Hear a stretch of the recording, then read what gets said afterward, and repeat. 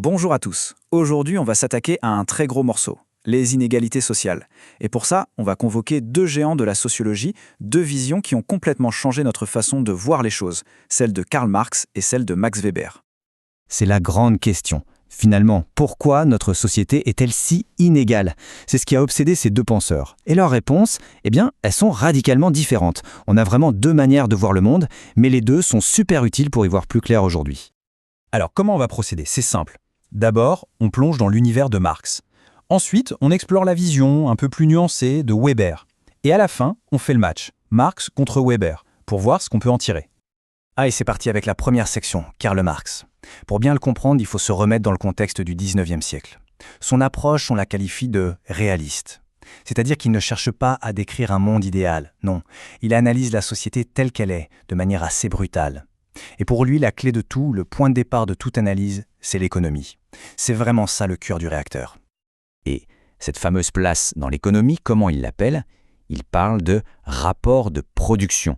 Retenez bien ce terme, parce que c'est la pierre angulaire de sa pensée. En gros, la classe sociale, c'est tout simplement la position occupée dans ce système de production.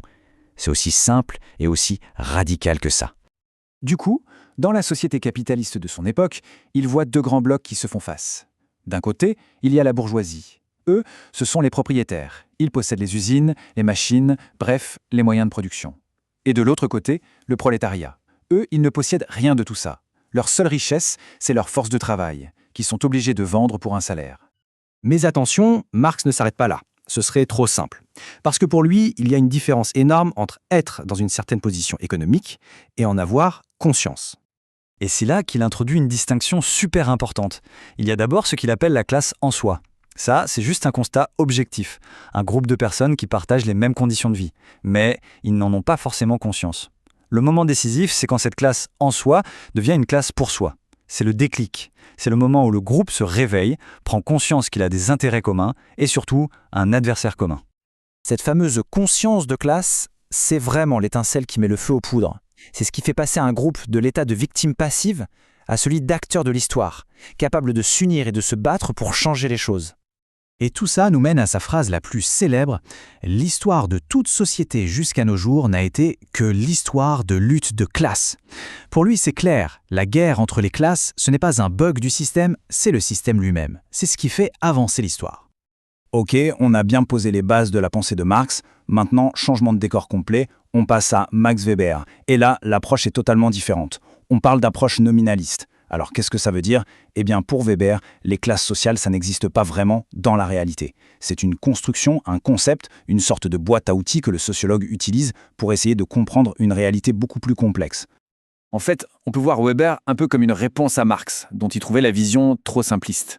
Pour Weber, réduire la société à un seul conflit économique, c'est passer à côté de plein de choses. L'économie, c'est important, bien sûr, mais il n'y a pas que ça. Alors, il va proposer un modèle avec non pas une, mais 3 hiérarchies. Imaginez 3 échelles, 3 classements différents sur lesquels chaque personne peut être positionnée. Et on peut être tout en haut d'une échelle et tout en bas d'une autre. La première échelle, c'est l'ordre économique. Bon, là on est assez proche de Marx, c'est la hiérarchie basée sur la richesse, sur le pouvoir d'achat. C'est simple à comprendre. Au sommet, on trouve des gens comme Bernard Arnault, par exemple. C'est une question de patrimoine et de revenus. La deuxième échelle, c'est l'ordre social, ou ce qu'il appelle le statut.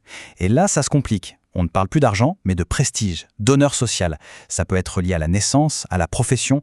Un acteur comme Omar Sy, par exemple, jouit d'un immense prestige, un statut social très élevé, qui n'est pas forcément proportionnel à son compte en banque. Et enfin, la troisième échelle, l'ordre politique. Ici, il parle de parti. Mais attention, pas seulement au sens des partis politiques actuels. Pour lui, un parti, c'est n'importe quel groupe qui s'organise pour conquérir le pouvoir. Le sommet de cette hiérarchie, évidemment, c'est par exemple le président de la République. Et voilà l'idée absolument géniale de Weber. Ce qui fait toute la différence avec Marx, ces 3 échelles ne sont pas forcément alignées. On peut être très riche mais méprisé socialement, on peut avoir un grand prestige mais pas un sou, les combinaisons sont multiples. Bon, maintenant qu'on a vu les deux visions, il est temps de les confronter. On va faire le bilan, voir les points communs et surtout les grosses différences. Alors, commençons par ce qui les rapproche. Parce que oui, il y a des points d'accord. Le plus important, c'est que tous les deux considèrent que l'économie, l'argent, c'est un facteur absolument fondamental qui divise la société. Et logiquement, ils sont aussi d'accord sur une deuxième chose. la société hiérarchique. Il y a des gens en haut, des gens en bas, il y a des groupes qui ont des privilèges et d'autres qui en ont beaucoup moins. Ça, c'est un constat de base qu'ils partagent. Mais c'est sur les différences que ça devient vraiment intéressant. Premier point, la hiérarchie. Pour Marx, c'est simple, une seule dimension, l'économie. Pour Weber, on l'a vu, il y en a 3. Deuxième point, le conflit. Chez Marx, il est central, c'est le moteur de tout. Chez Weber, la hiérarchie n'entraîne pas forcément un conflit permanent. Et enfin, l'approche. Marx est réaliste, il pense que les classes existent pour de vrai. Weber est nominaliste, pour lui ce sont des outils d'analyse. Pour résumer ça avec une image, avec Marx, on a une société coupée en deux, un match de boxe entre deux adversaires. Avec Weber, c'est plutôt un millefeuille, une société avec plein de couches différentes qui se superposent et s'entremêlent. Alors au final, qui a raison, Marx ou Weber? Quelle est la meilleure grille de lecture pour comprendre le monde d'aujourd'hui? Est-ce que le plus important, c'est le conflit entre les ultra-riches et les autres, comme le dirait Marx, ou faut-il aussi prendre en compte le prestige social d'un influenceur, comme le suggère Weber? La réponse, finalement, c'est peut-être qu'il ne faut pas choisir. C'est sans doute en combinant ces deux regards qu'on arrive le mieux à saisir la complexité des inégalités actuelles.